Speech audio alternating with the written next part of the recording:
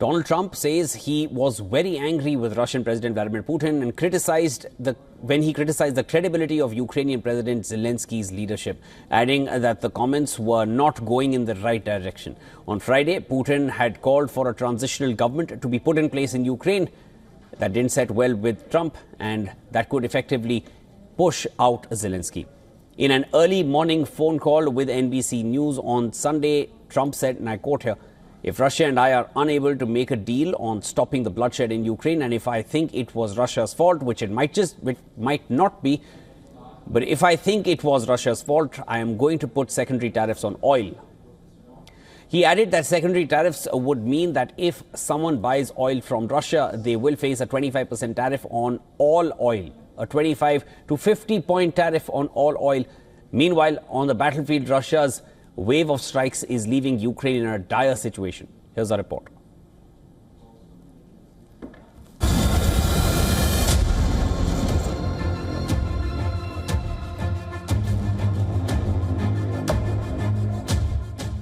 Russia is hammering Ukraine from all sides.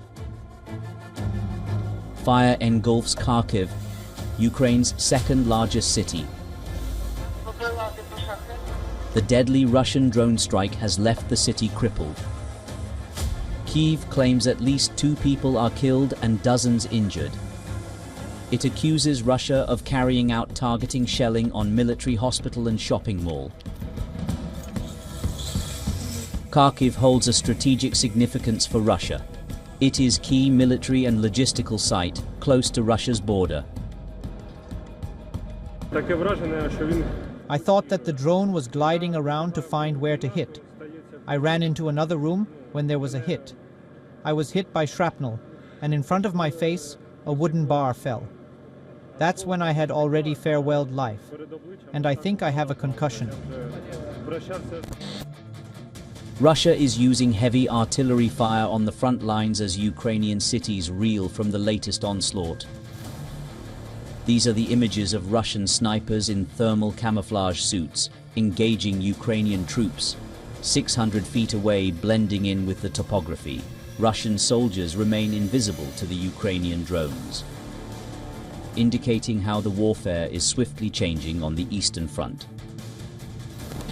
President Volodymyr Zelensky is making a desperate plea to the world, claiming that Russia is dividing US and Europe. He calls for more pressure to be put on Moscow in light of the daily barrage of Russian strikes.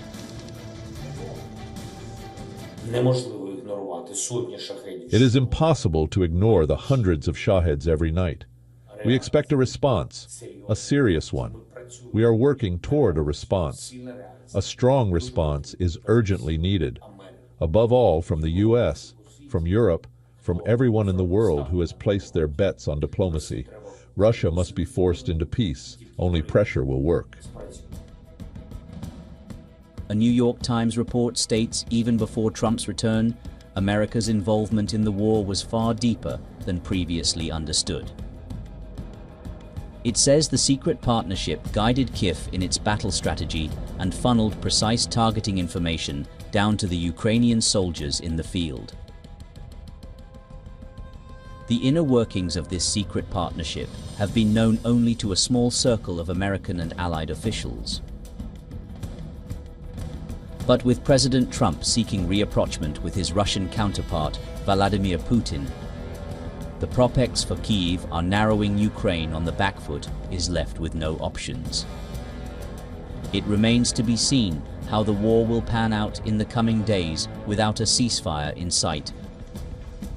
Bureau Report, WION, World is One.